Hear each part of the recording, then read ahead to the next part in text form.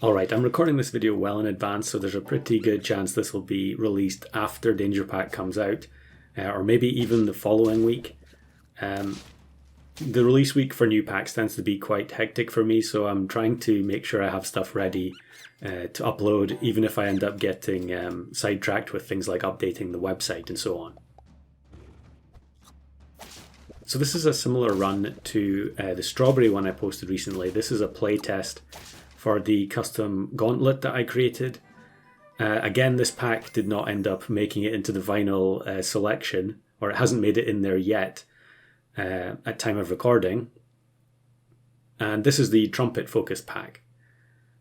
So much like with the strawberry one, I was just playing this and making adjustments, trying to see how easy it was going to be to win. And I think here, yeah, I'm going to sell the opossums onto this squid.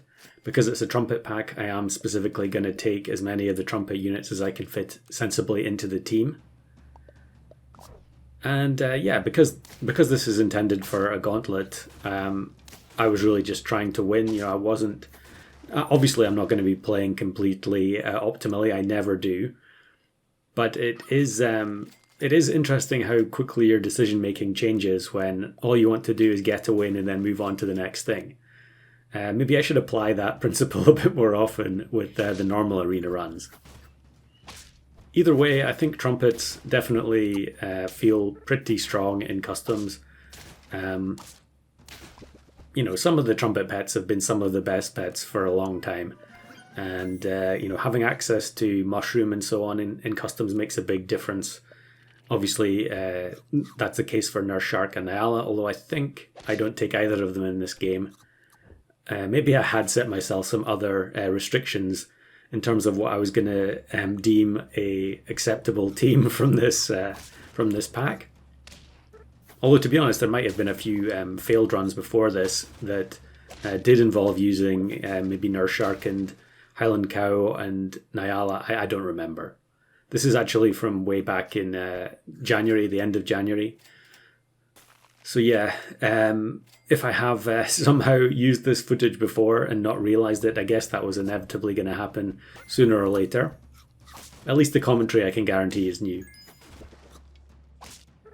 So yeah, customs did look a bit different back in January, even though a lot of the same broken combos did exist.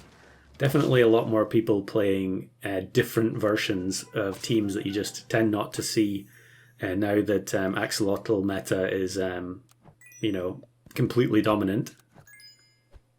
To be honest, I guess that's not entirely fair. There are definitely some other very common strong squads that you see that don't have anything to do with axolotl. But there are definitely also units that have kind of completely faded out of existence compared to how often you used to see them after they were originally released. So here on turn 8, I end up finding the Saiga Antelope. And given that we only have the squid and a cherry as our trumpet representation, we feel like we must take it. This is kind of an unusual team. This person plays heart teams exclusively, but they've got the elephant blowfish toad at the back and then double chicken, which I don't think I've really seen a team looking quite like that for some time.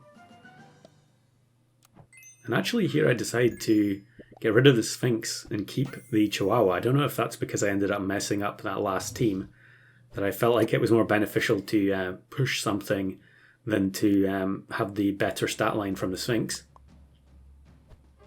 And here's a flea. We're not going to lose any equipment, but funnily enough, our platypus actually has the highest health of the remaining units, so it takes the weakness. And then look at this. The fairy armadillo is so crazy that it can block so many hits there because of the damage reduction. But new Saiga Antelope is very strong, and we have a 1919 doggo, I think it was there. We're actually rapidly approaching level 3 Saiga Antelope as well. And I think I was really trying to rush to an early win with this pack, because I don't think I had the tier 6 scaler, I think it's Markor, in this pack. I can't remember. Obviously with the archetype packs, if you're deliberately making a standard pack instead of a wild pack, you can't actually take all the units. So, you know, there are, you've got Wildebeest, Highland Cow, and then Markor as well on tier 6. And maybe another one that I can't think of off the top of my head, but clearly you can't take all 3 of them. So we end up leveling up here, getting the level 3 Saiga, and then I take Sunfish, which is one of my favourite units I've mentioned many times. I think it's really useful for these, just to take in a buy-sell slot, although I think in this particular game I end up just keeping it and moving its position around the team based on the turn number. To be honest, if you just put a unit like Sunfish up the front and then give it stake or something, it doesn't really matter too much if its ability isn't going to be going off on every single turn. Yeah, there's also a giant isopod there, so I did have a bit of a mixture in terms of the trumpet units. It wasn't all just the default stuff from the base pack. And then actually you could see that we did have Markor on the level up, but I didn't take it. I think I really wanted to just prove that I could get a non-scaling win in this pack, and then I would feel like it was ready to be used in the Gauntlet. Looks like we're going to get through this team, yep. 37-37 Doggo from level 3 Saiga. The opposing team really does have to kill the Saiga Antelope at the start of battle, or they could be in trouble. I suppose they could snipe it mid-battle as well with like Cobra or Snake or something. And of course Donkey would completely ruin this team. Looks like, yeah, we've got an unusual situation here where the Ammonite in second position ends up getting sniped there. So I always forget that it affects the frontmost unit instead of the unit behind it. Most feint pets in the game tend to affect the unit behind. But there the Ammonite ended up turning the Hawk into a Mimic Octo instead of the frog. Or was it Tadpole? I forget. I think it may have been Frog. So it looks like what I'm going to do here is play more of a summon squad for one turn. And then if we end up winning, I'm just going to bring the Sunfish back in. So definitely a useful utility pet. There has been some discussion about that recently. About units like Scorpion and Crocodile, Dolphin. The kind of things that you see in Turtle Pack. Where you can just take them at level 1. They're not really like a long-term commitment. You can just use them for a short period and then swap them in and out, especially in versus mode. But I think it's also useful in the arena environment.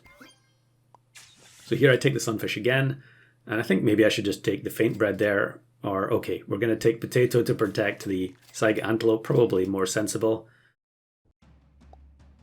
Although we do have 2 hearts, so we can afford to lose one. Now this is kind of a funny team, although it does have some very, very strong units in it. It's Ammonite transforming units via Anubis. And they've actually generated a huge amount of Trumpets as well because of the Nyala being triggered by Anubis 2. So I think we might be in a bit of difficulty here. Or maybe we're not, because we're going to summon a huge Doggo. And then the Saiga, because I bought the Potato last turn, is going to survive the Mimic Octo snipe. So incredibly satisfying final battle there to get the level 3 Saiga Antelope achievement while playtesting a custom Trumpet pack.